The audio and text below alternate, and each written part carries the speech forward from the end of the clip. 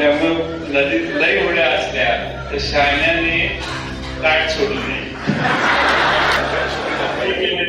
विशालने सांगितलं असेल तिकडे जाऊन. मला डाऊट आहे विशाल काय कधी करेल. आता सांगलीकरांना उत्सुकता काय 2029ला विधानसभेचं तिकीट तुम्ही कुणाला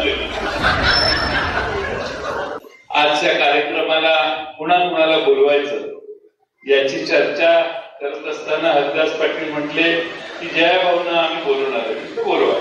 त्या निमित्तानं माझी तरी मंत्री मोदयांची भेट होईल, कारण बरेच वेळ भेट झालेली नाही त्यांची. पण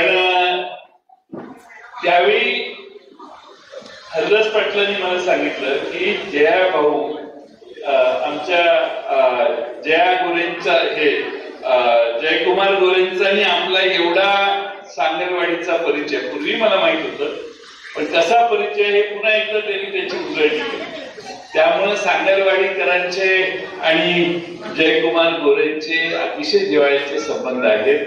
आज ते सोलापूरहून इतका लांबचा प्रवास करून या कार्यक्रमाला आले. त्यांचं मी मनपूर्वक स्वागत करतो, अभिनंदन करतो.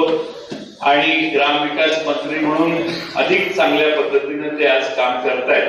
मला खात्री आहे की त्यांना मिळालेल्या या संधीचं निश्चितपणानं सोनं ते केल्याशिवाय राहणार नाही. आज या निमित्ताने आपल्या सर्वांच्या वतीनं त्यांचं स्वागत करतो. 51वा वाढदिवस आहे म्हणजे आता ज्येष्ठात तुम्ही आला. त्यामुळे 51 ते 61 हा प्रवास हा वेगळाच प्रवास असतो.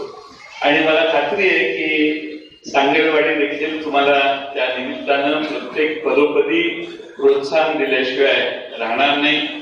राहता राहिला प्रश्न आमच्या सुहास बाबर साहेबांचा.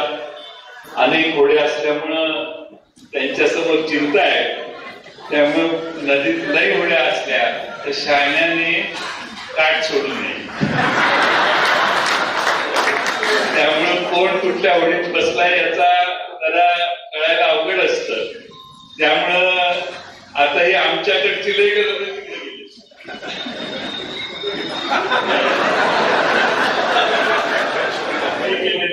विशालने सांगितलं असेल तिकडे जाऊन. मला डाऊट आहे विशाल काय कधी करेल.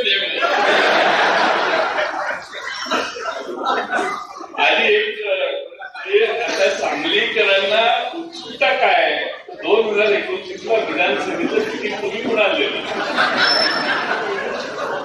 जाऊ दे. विनोदाचा भाग हे काही राजकीय व्यासपीठ नाही, मलाही काही कुणाला त्रास द्यायचा नाही.